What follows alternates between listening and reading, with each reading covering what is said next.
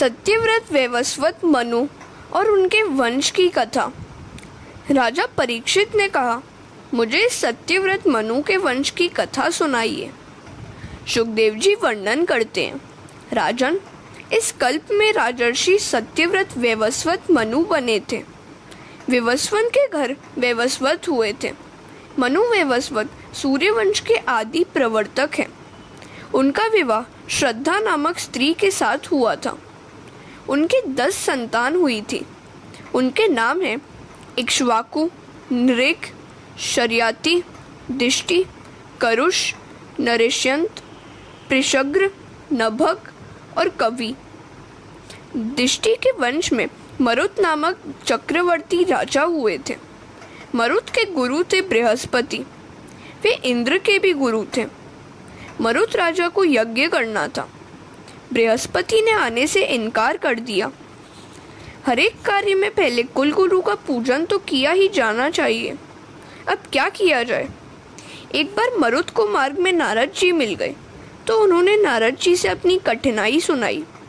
तो नारद जी ने कहा कि बृहस्पति के छोटे भाई संवर्त को ही बुला लीजिए। वे भी गुरु समान ही हैं। यज्ञ तो करना ही चाहिए। राजा संवर्त तो योगी हैं और उनका कोई पता ही नहीं है। तो नारद जी कहते हैं, उनका पता मैं बताऊंगा, किंतु मेरा नाम मत लेना। कई बार ज्ञानी पुरुष भी संसार से डरते हैं। संसार के स्त्री पुरुषों का संग होने से ब्रह्माकार वृत्ति का भंग हो जाता है। संवर्त योगी का नियम था कि 24 घंटों में एक बार वे काशी आते थे। महापुरुष भजन में भी नियम का पालन करते हैं। संवर्त काशी विश्वनाथ के दर्शन करने के लिए आते थे, किंतु मार्ग में यदि शव का दर्शन हो जाता तो उसे ही शिव रूप मानकर वंदन करके वापस लौट जाते थे। महाभारत के अनुशासन पर्व में विस्तार से यह कथा कही गई है। मरुत राजा शव लेकर रात को मार्ग में बैठ गए। एक पागल सा व्यक्ति आया। उसने शव को देखा तो वंदन करके वापस लौटने लगा। मरुत राजा को विश्वास हो गया कि यह संवर्त योगी ही है। राजा ने उनके चरण पकड़ लिए और प्रणाम किया। संवर्त कहने लगे, मैं अज्ञानी हूँ, मुझे ज्ञान दीजिए। मरुत राजा कहते हैं, आप संवर्त हैं, मेरे गुरु हैं।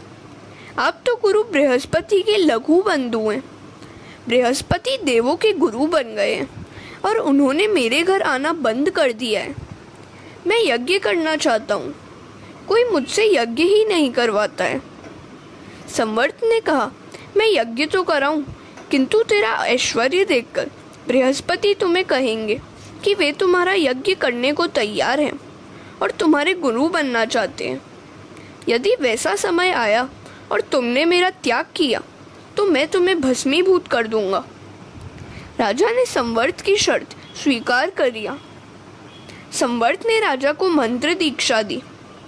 यज्ञ का आरंभ होने चला। यज्ञ के सभी पात्र सुवर्ण के थे। राजा के वैभव और यज्ञ की भव्य तैयारी देखकर बृहस्पति लालायित हुए। उन्होंने राजा को संदेश भेजा, तुम्हारा मैं ही आचार्य हूँ, मैं यज्ञ कराने को तैयार हूँ। बृहस्पति ने इंद्र से कहा और इंद्र ने अग्नि के द्वारा संदेश भेजा कि बृहस्पति को ही गुरु बनाया जाए। अगर ऐसा नहीं हुआ तो इंद्र यज्ञ में बाधा उपस्थित करेंगे। अग्नि ने संवर्त से कहा, मेरी आज्ञा का उल्लंघन करोगे तो मैं तुम्हें भस्मीभूत कर दूंगा।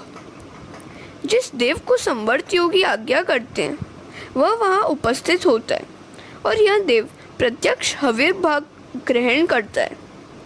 जैसा यज्ञ मरुत का हुआ था वैसा न तो कभी किसी का हुआ और न कभी होगा। मरुत के इस यज्ञ का वर्णन ऋग्वेद में भी है। भागवत में तो यह संक्षिप्त में ही वर्णित है। हरे कृष्णा।